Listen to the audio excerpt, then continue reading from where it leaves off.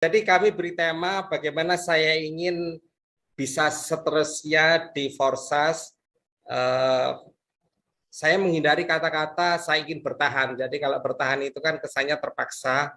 Tapi kalau ingin seterusnya itu dengan penuh kesadaran mengambil keputusan itu gitu. Begini Bapak Ibu, dalam kehidupan yang kami amati, apakah pilihan itu pekerjaan, apakah pilihan itu olahraga, apakah pilihan itu hobi, kan kita itu ingin selamanya ya. Apalagi kalau itu pilihan berkeluarga kan gitu, ingin selamanya gitu. Malah kalau kita orang beriman, agama apapun dalam arti beriman gitu, itu kan malah bukan hanya selesai di dunia, tapi kan nanti seterusnya di akhirat. Termasuk pilihan-pilihan melakukan divorce ini kan sebenarnya nanti juga pertanggungjawaban sampai ke negeri akhirat kan gitu, seperti itu. Makanya ini dengan penuh kesadaran memakai temanya ingin seterusnya divorce itu. Karena kita tahu sendiri Forsas kan dengan skala keunggulannya salah satunya tidak ditemukan secara teknologi itu risiko beban sistem yang kemungkinan scam gitu. Seperti di olahraga Bapak Ibu. Bapak Ibu kalau ingin sampai tua berolahraga itu pilihlah olahraga yang bisa bertahan selamanya gitu. Ayo tebak-tebakan, nggak usah dijawab, dalam hati aja. Kira-kira Bapak Ibu jawabnya apa? Lari, nggak mungkin. Kalau usia-usia lanjut lari itu tidak disarankan. Bulu tangkis apalagi banyak yang meninggal di tengah lapangan karena serangan jantung. Tenis juga seperti itu. Jadi Bapak Ibu, kalau Bapak Ibu tahu, Bapak Ibu harus memilih olahraga yang usia berapapun nggak ada batasan. Futsal jelas tidak, basket apalagi, sepak bola itu dilarang gitu. Kalau patah kakinya kan nggak bisa pulih kalau usianya udah lanjut. Yang saya maksud itu olahraganya adalah renang Bapak Ibu. Renang itu nggak ada batasan. Gitu. Begitu juga pekerjaan Bapak Ibu. Masalahnya kan pekerjaan nggak bisa karena kan perusahaan nggak menginginkan orang tua kan isi apa PT-nya itu isi perusahaannya sehingga kita dibatasi dengan hak pensiun. Terkadang kita juga motivasinya Pak Kensi itu kan sering sampaikan motivasi-motivasi luar biasa, motivasinya seperti Anda melakukan hal yang Anda benci bertahun-tahun, berpuluh tahun. Gitu. Kenapa Anda nggak melakukan forsas yang cukup 1-2 tahun? Ya, maknanya seperti itu. Kata-katanya Pak Kensi lebih indah kan gitu. Ini menerapkan ilmu edifikasinya Pak Safri tadi, gitu, seperti itu. Jadi termasuk dalam bisnis Pak Ibu ya. Pilihlah forsas karena forsas ini luar biasa, apalagi dengan zaman kekinian kita bisa kerjakan dengan cara yang menurut saya nyaman. Zaman dulu kita harus hadir ke pertemuan, harus moving, harus mempersiapkan diri dengan perlinte, harus ngajak orang. Kalau di sebuah pertemuan di bisnis yang lalu kita nggak ngajak orang, kita diteror secara mental kan gitu. Terus di pertemuan itu kita kayak zombie gitu. Pikiran kita itu galau, tapi kita harus hadir sebagai good team player kan gitu. Tapi di sini di Forsas nggak seperti itu Bapak Ibu, gitu. Nyaman sekali gitu. Saya buka-bukaan dulu juga pernah sih ngomong juga. Saya melakukannya dengan full sosmed WA Bapak Ibu. Saya nggak cukup waktu untuk mengerjakan di dengan pertemuan. Saya ingin terkadang saya rindu gitu. Seperti yang dilakukan kawan-kawan bisa offline itu saya rindu gitu. Tapi dengan situasi saya itu nggak mungkin dan saya menggunakan full WA, hanya WA. Satu HP itu ibaratnya satu pekerja saya, satu karyawan saya yang bekerja 24 jam sehari gitu. Yang efeknya saya itu rata-rata dicari orang, di chatting atau di japri, diminta info itu per hari 24 jam itu rata-rata 5 sampai 10 orang. Ya, tidak semuanya join gitu. Tapi ya grup saya berkembang lah gitu. Semoga semuanya nanti menjadi besar karena saya memikirkan jangka panjangnya, saya memikirkan duplikasinya. Memang apapun lah kan ini yang penting join kan grup terbangun. Tapi sekali lagi masing-masing orang ada kendala. Saya punya kendala itu. Saya kendala waktu, tenaga. Nah, sehingga saya memilih cara itu Dan saya nyaman sekali, walaupun duplikasinya juga tantangan gitu. Oke ya, jadi poinnya adalah pilihlah bisnis yang seterusnya, yaitu Forsas gitu. Nah, bagaimana saya itu bisa bertahan? Kalau saya klasifikasi itu ada empat item. Pertama adalah saya harus mengenal diri saya, ya gitu ya. Sebagaimana kalau pakai seorang trader itu kan harus tahu profil apa profil pelakunya, dia risk taker atau risk avoider kan gitu. Seperti itu. Harus mengenal, jangan kita kebalik-balik kan gitu ya. Kita harus mengenal diri sendiri. Yang kedua nanti coba saya perinci mengenal diri sendiri itu apa. Terus yang kedua adalah mengenal orang lain. Kita harus punya ilmu-ilmu mengenal orang lain. Di banyak buku itu juga di toko-toko buku banyak sih, seperti buku Personality Plus gitu. Ada beberapa kepribadian seperti koleris, sanguin, melankoli, dan flegmatik. Bapak Ibu harus mengenal orang-orang seperti itu sehingga nanti handle-nya itu lebih mudah. Jadi penting juga mengenal orang lain. Mengenal mitra crossland itu juga perlu gitu. Ada beberapa mitra yang mudah dibakar kan gitu. Kasih bom molotov jedus gitu bisa banyak kan gitu. Ada yang tendang aja gitu. Ya kalau saya sesekali aja lama vakum tiba-tiba ngelemparin granat kan gitu. Seperti itu. Ya tujuannya untuk aja demi untuk power team maju sih sebenarnya. Yaitu poin kedua mengenal orang lain supaya kita mudah untuk handle. Karena kita kan mau nggak mau ya harus jadi leader, mau nggak mau Bapak Ibu. Jadi jangan pernah berpikir, Pak Kensi, Pak Aris berkali-kali nyampaikan, kalau ingin besar jangan mengharapkan limpahan. Artinya itu dia nggak mau jadi leader kan, nggak mau memimpin diri saya sendiri, nggak mau membangun tim, nggak mau memimpin orang. Untuk jadi besar, menerima sampai angka ratusan juta sampai miliar, mau nggak mau adalah membangun tim kan gitu. Dan mengisi tim itu dengan slot kan gitu Bapak Ibu. Ya. Jadi harus mengenal tim. Mengenal orang lain. Yang ketiga nih, kita harus mengenal bisnisnya ini, harus mengenal Forsas Bapak Ibu. Di grup saya nggak bicara di grup orang lain. Kalau grup kita itu diajak ke pertemuan males, tadi disinggung juga sih gitu oleh pembicara sebelumnya. Kemudian disuruh share WA males. Sebelum share kan membaca dulu males gitu. Males saya itu diindikasikan gampang sih. Kalau hal yang remeh-temeh bertanya, ini orang-orang lama ya, kalau orang-orang baru itu ya wajar. Ini bagian ini untuk orang-orang lama. Orang yang sudah hitungan bulan gabung tapi masih menanyakan hal-hal yang mendasar gitu, cara kerja matrik atau apa, bukan strategi atas matriknya ya, tapi cara kerja ya, beda kan ya. Kalau cara kerja itu kan yang sering di video yang diputar yang dibikin oleh Bang Rosandi, nah, itu kan itu cara kerja matrik itu kan hal yang mendasar.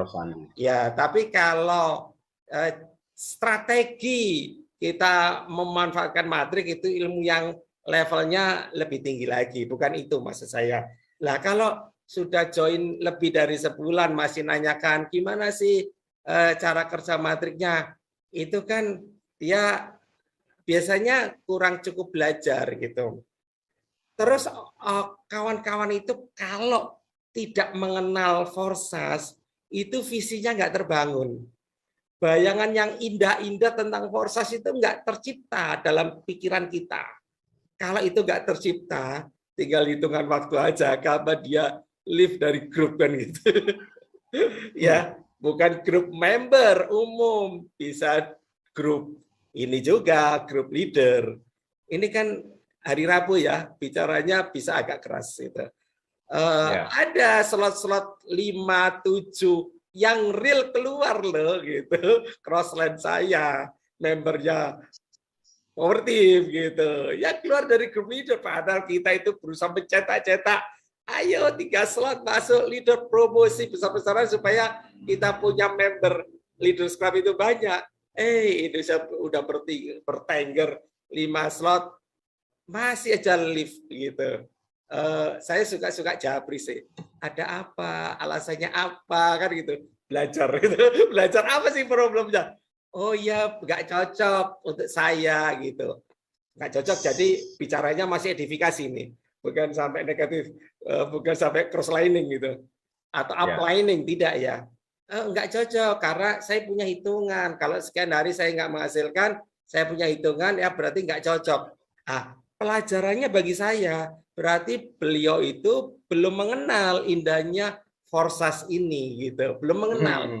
Bagi saya forsas ini, wah indah sekali. Ini yang saya cari-cari selama ini, selama menekuni bisnis jaringan, inilah yang saya cari. Kalau saya pribadi seperti itu. Saya bersyukur gitu. Jadi itu ya, kita harus mengenal forsas ini, harus mengenal bisnis kita supaya kita mendapatkan betapa indahnya forsas kita ini dan betapa powerfulnya, betapa keunggulan-keunggulan yang sudah banyak Pak Kensi, Pak Haris mengupasnya kan gitu. Itu yang ketiga. Yang keempat, ini nggak kalah pentingnya adalah bagaimana kita mahir menggunakan alat-alat yang ada di bisnis ini. Lebih-lebih di power team. Power team itu sudah cukup banyak menyiapkan alat-alat. Cuman terkadang kita nggak sadari. Oh itu alat ya. Oh apa itu disebut alat kan itu. Ini menjadi pertanyaan. Kalau saya ungkap nanti Bapak Ibu, harapan saya menyadari sih. Oh itu toh, itu alat gitu. Contohnya upland.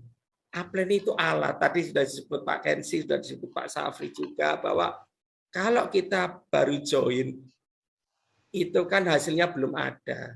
Maka gunakan hasilnya upland. Oh ada mitra saya loh, ada mentor saya loh, yang hasilnya sudah miliaran kayak gitu. Saya sering gunakan seperti itu. Lebih-lebih pada saat hasil kami belum ada. Semuanya power team Pak Kensi, Pak Haris pun itu dulu awalnya 0 Bapak Ibu. Dulu awalnya 0. Tapi dalam sepekan 73 juta kalau nggak salah kan gitu. Semuanya dari kami ngalami awalnya 0 kan gitu. Jadi kalau Bapak Ibu itu sekarang masih 0, saya katakan ya ini bukan untuk memotivasi, saya hanya bicara kenyataan. Itu on the track Bapak Ibu. On the track karena semua kita ngalami hal seperti itu. Jadi poin saya gunakan upland. Gunakan upland kita lo hebat gitu. Orangnya pede. Mantap pembicaraannya. Memang seperti itu. Nah, itu gunakan itu. Itu alat Bapak Ibu. Bersyukur kita di grupnya beliau, di grupnya Pak Haris juga. Terus crossline. Gunakan crossline itu sebagai alat gitu loh. Itu. Gunakan. Oh, banyak leader-leader itu. Saya ingin seperti itu. Nah, syukur-syukur suatu saat bisa lebih gitu. Kemudian gunakan downline. Downline itu juga alat. Oh, itu loh baru bergabung. Hasilnya sudah luar biasa itu. Itu loh kedalamannya si A. Tapi hasilnya luar biasa. Tadi disebutkan juga bahwa downline bisa menghasilkan lebih dari upline kan gitu. Kemudian yang alat yang lain adalah pertemuan Bapak Ibu. Tadi kan sudah saya singgung. Kalau kita nggak belajar mengenal bisnis ini, nggak hadir di pertemuan-pertemuan seperti ini, itu sebenarnya bukan grup kita. Grup kita itu yang hadir ini. Kita itu kalau ingin disayang Pak Kensi, Pak Haris, gitu, Pak Kensi, ya sering-sering muncul di Zoom ini kan gitu. Itu yang paling sering diingat itu yang muncul di Zoom gitu. Ya, yang lain itu nggak terlalu sih gitu. Jadi gunakan alat. Ini alat Bapak Ibu. Daripada kita ngomong berbusa-busa ke downline, kan ke member kan lebih mudah bawa member itu ke sini gitu, ke pertemuan ini. Nanti member itulah yang akan diolah gitu oleh pertemuan ini. Ingat betul saya bagaimana launchingnya Triple X, bagaimana launchingnya Isgo itu, wah luar biasa. Karena pertemuan Zoom seperti ini, Bapak Ibu, gitu. momentum itu sudah berlalu, maka kita ciptakanlah momentum lagi. Kan bisa aja kan kita ciptakan momentum kembali. Pentingnya pertemuan sebagai alat. Yang berikutnya adalah channel YouTube Power Team, atau channel YouTube-nya Pak Diaris atau Pak Kensi. Itu alat Bapak Ibu. Malah kita kalau nggak salah kan diberi kesempatan untuk bisa mendownload ulang, terus membuat channel YouTube sendiri. Karena setiap channel YouTube itu ada link-link gitu loh. Jadi Bapak Ibu kalau bisa punya channel YouTube sendiri. Itu satu video panjang bisa 4 jam, bisa Bapak Ibu potong-potong dengan seperti itu. Itu banyak sekali tema-tema. Hari ini tuh pembicaranya banyak, itu siap-siap itu nanti akan ada potongan-potongan kan gitu. Nah, itu alat Bapak Ibu, gunakan. Daripada kita ngomong berbusa-busa, tinggal putar aja kan begitu. Jadi gunakan channel YouTube sebagai alat. PDF yang di-share itu juga alat Bapak Ibu. Oke. Ya gitu ya. Terus motivasi-motivasi, flyer-flyer yang sering Pak Keji, luar biasa ya. Tiap hari itu kalau dikumpulkan bisa sekian bulan atau sekian beberapa bulan atau setahun, Pak Keji sekedar ide itu. Bisa dikumpulkan, bisa jadi ini Pak Keji. Bisa jadi buku Pak Keji. Bisa jadi buku. Itu kayak kumpulan puisi, satu flyer motivasi itu satu halaman. Itu sudah berapa halaman sejak Bapak join Forces Ethereum itu. Itu luar biasa, sekedar ide gitu. Boleh kan nanti disebut ide dari Taufik gitu. Ya kayak gitu ya. Itu luar biasa gitu. Karena suatu saat kalau aja disimpan di online, khawatirnya hilang kan gitu. Jadikan buku Pak Gensi. Kemudian gunakan sosmed itu sebagai alat kerja. Jangan gunakan diri kita. Diri kita itu apa ya, alat yang paling lemah. Kita nggak bisa menyebutkan, oh saya hebat, itu nggak bisa. Nggak bisa. Kita itu harus edifikasi seseorang untuk menghebatkan bisnis kita. Itu tadi kan Pak Safi nyebut edifikasi. Ya, konsultasi ke upline disebutkan tadi. Jadi itu gunakan itu alat Bapak Ibu. Jadi mantap ini. Oh ya, gunakan video tadi sudah. Gunakan branding kita, Pak Kensi. Pak Diari sudah berkali-kali nyebut tentang branding. Kenapa kok Pak Kensi itu hampir tiap hari ya ada yang join baru, join baru. Kita mau ngejar power team, tambah lari, tambah kenceng gitu. Karena brandingnya sudah tercipta. Bagaimana bagaimana mahir menggunakan alat, bagaimana mahir mengenal orang lain, juga bagaimana kawan-kawan harus lebih mengenal bisnis ini. Jadi penekanannya untuk kali ini, saya lebih tekankan pada kita harus mengenal bisnis ini untuk bisa mendapatkan keindahan dari bisnis ini, juga mahir menggunakan alat-alat. Diawali dari memang mengenal bisnisnya dulu, baru kita tertarik untuk menggunakan alat. Tanpa kita mengenal bisnisnya, kita nggak akan tertarik untuk menggunakan alat. Efeknya adalah kita nggak akan tertarik untuk membangun tim, kan gitu. Seperti itu. Ya, semoga yang tidak seberapa ini bermanfaat. Ya, tujuannya untuk kita maju bersama-sama Power Team. Kurang lebihnya saya mohon maaf. Semoga bermanfaat. Sekali lagi kembali ke Pak Diaris. Baik, terima kasih Pak Taufik. Dan saya salut Pak Taufik selalu membuat materi-materi yang di luar out of frame. Artinya ya dicatat, dirangkum sendiri, diolah, dan ini bukti bahwasanya edukasi ini walaupun tidak seperti yang kita harapkan semua harus maju, semua harus pintar ngomong, tapi setidaknya ada yang berani mencoba menyampaikan apa yang sudah dimiliki. Dalam hal ini Pak Taufik punya pengalaman, kemudian punya masa lalu tentang jaringan, bagaimana memperlakukan teman-teman kita atau tim kita, sehingga bisa menarik beberapa kesimpulan dan membantu kita membuat underline, membuat kata tebal di dalam sebuah komunitas ini, bahwasanya sehebat apapun kita di dalam menjalankan bisnis apapun, alat itu adalah sesuatu yang penting. Tidak bisa dipungkiri, sehebat apapun Anda seorang engineer, Anda tidak punya alat laptop atau Anda tidak punya meja gambar, Anda tidak bisa menuangkan ide-ide Anda. Sehebat apapun dia seorang petani, tetapi dia tidak mempunyai alat satupun, dia juga tidak bisa menjadi seorang petani yang benar. Artinya alat ini dalam hal konteks jaringan atau bisnis informatik adalah sesuatu yang sifatnya bisa audio, bisa visual, bisa video, yang sifatnya ada dalam panca indera kita. Dari mata, dari telinga, kemudian dari rasa. Dan alat-alat itu sebetulnya bukan hal yang bisa dianggap remeh ya, karena kita tidak bisa menunjukkan kepada orang tanpa alat-alat itu. Dan kita bisa banyak belajar dari alat-alat itu. Dan itu bisa mudah kita transformasi kepada calon mitra atau kepada mitra-mitra kita. Tanpa kita harus bercapek-capek mengulang-ulang ya. Oleh karena itu, Bang Kenzi atau kami siapapun yang berbagi di grup tentang informasi yang penting ya memang alat itu disimpan. Karena kita lewatnya online ya disimpan untuk disampaikan kembali kepada orang yang membutuhkan. Pada konteks pertanyaan apa kita kasih materi itu. Dalam konteks pertanyaan apa kita kasih materi yang sesuai. Jadi Anda terlihat tanda kutip terlihat cerdas, walaupun sebetulnya Anda biasa-biasa saja, hanya mitra atau calon tanya A dijawab A, tanya C dijawab C, ditanya K dijawab K.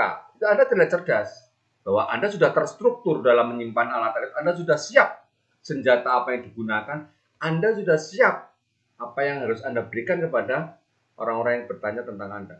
Itu nilai plus buat Anda, itu personal branding buat Anda. Ya, jadi bukan terus dilupakan nanti kalau pas butuh nanya apa udah pernah dikasih, kecuali adalah ada materi-materi yang belum pernah dikasihkan itu masih bisa.